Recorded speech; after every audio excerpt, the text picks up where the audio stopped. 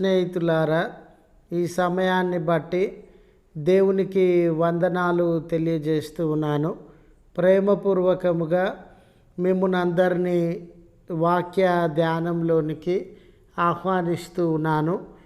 యెహోవా నిన్ను అడుగుచున్నదేమి అనే ఆలోచనను మీతో కూడా పంచుకోవడానికి ఇష్టపడుతూ ఉన్నాను కనుక దేవుని యొక్క వాక్యాన్ని మీరు ముగింపు వరకు ఆలకించాలని మీ కుటుంబ సభ్యులతోనూ తోటి విశ్వాసులతోనూ ఈ వీడియో షేర్ చేసుకోవాలని మీ కామెంట్స్ను తెలియజేయండి.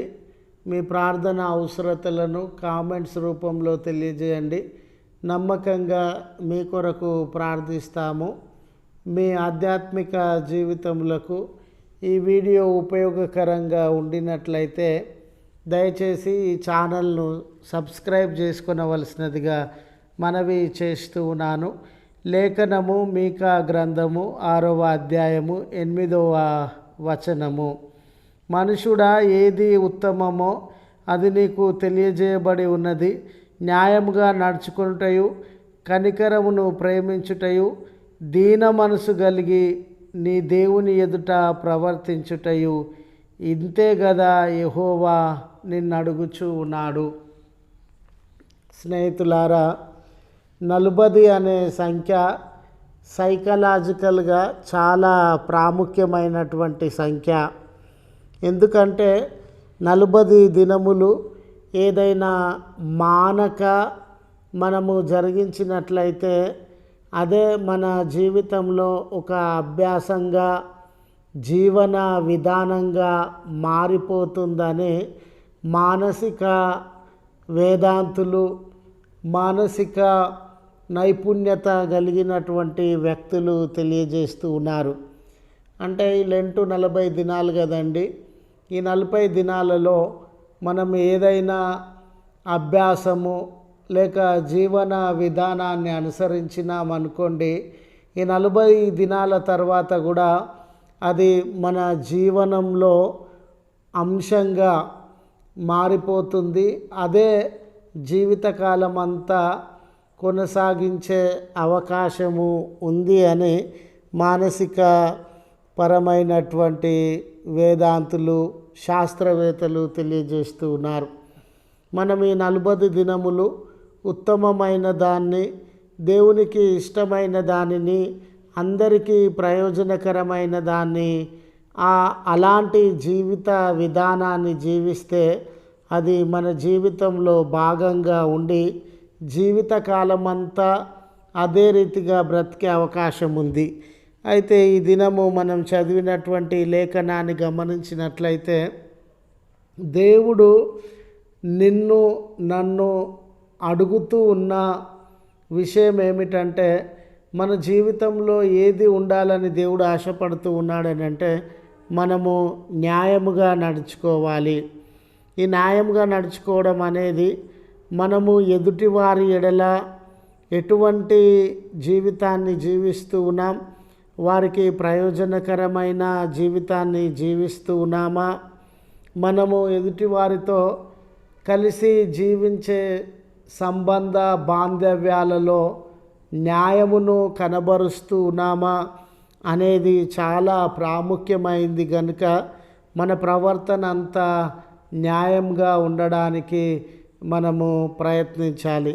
రెండవది, మనకంటే బలహీనులు, అక్కర్లు కలిగిన వారు, ఆకలి దప్పికలు కలిగిన వారు మన చుట్టూ ఉన్నారు కనుక వారి పట్ల కనికరమును ప్రదర్శించి వారికి సహాయమును చేసేవారంగా ఉండాలి. ఇది రెండవ విషయము.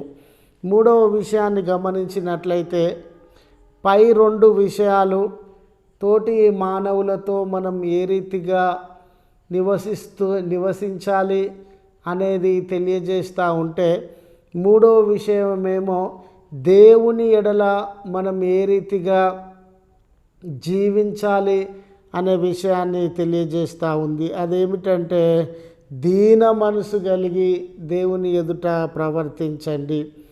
దేవుడుతో మనము సహవాసము చేస్తూ ఉన్నప్పుడు దేవుని ఎడల మనము దీన మనసు కలిగి విధేయత కలిగి జీవించాలి. ఈ విధేయత కలిగి జీవించడం అంటే స్నేహితులారా, దేవుని చిత్తానికి లోబడి ఆయన అధికారానికి ఒప్పుకొని మన సొంత ఆలోచనలను, సొంత ఇష్టములను, ఆసక్తులను బట్టి కాకుండా దేవుని చిత్తం ఏమిటో లేక దేవుడు అధికారం ఏమిటో దాన్ని ఒప్పుకొని దాన్ని అనుసరించేటటువంటి వారంగా ఉండాలి. ఈ లెంట్ కాలంలో 40 దినములను మనం పాటించేటటువంటి వారంగా ఉన్నాం కదండి. ఈ 40 దినాలు మనము న్యాయముగా నడుచుకొని కనికరం కలిగి జీవించి దేవుని ఎడల దీన మనసు కలిగి ఉన్నట్లయితే రాబో కాలం అంతా ఇదే మనసు అంటే దేవునికి ఇష్టమైనటువంటి జీవిత విధానాన్ని మనము కొనసాగించే అవకాశము ఉంది.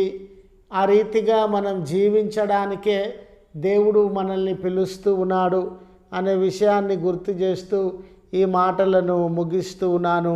దేవుడు మనకు తోడై ఉండి మనలను కాపాడునుగాక. ప్రార్థించుదము. కృపగల తండ్రి, ప్రేమగల మా రక్షక, నీ పరిశుద్ధ నామమునకు వందనాలు తెలియజేస్తూ ఉన్నాం.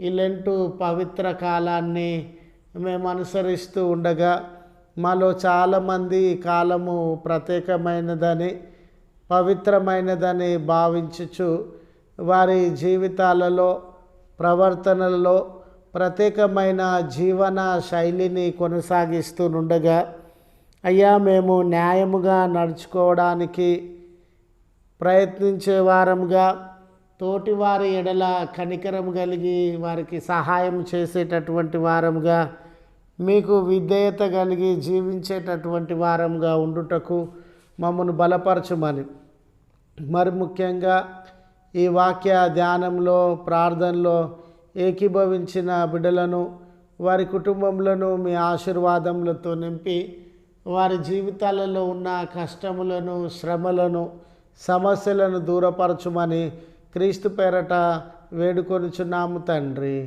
ఆమెన్. తండ్రి, కుమార, పరిశుద్ధాత్మ త్రియేక దేవుని దీవెన మనందరికీ తోడై ఉండి మనలను కాపాడునుగాక. ఆమెన్.